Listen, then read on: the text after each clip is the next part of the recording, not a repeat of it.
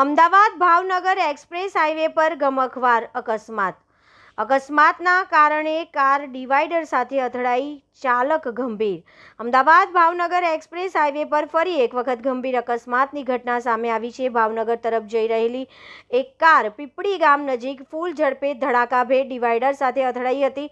અકસ્માતમાં કાર ચાલક ભાવિકભાઈ પટેલ રહેઠાણ મહેસાણાને ગંભીર ઇજાઓ પહોંચી હતી। ઘટનાના અંગે જાણ થતાં જ પિંપળી 108 એમ્બ્યુલન્સને સૂચના આપવામાં આવી હતી। 108ના ઈએમટી નીતિનભાઈ અને પાયલોટ રાહુલભાઈ તાત્કાલિક ઘટના સ્થળ પર પહોંચી પ્રાથમિક સારવાર આપી ઇજાગ્રસ્તને વધુ સારવાર અર્થે ભાવનગર સિવિલ હોસ્પિટલ ખસેડ્યા હતા।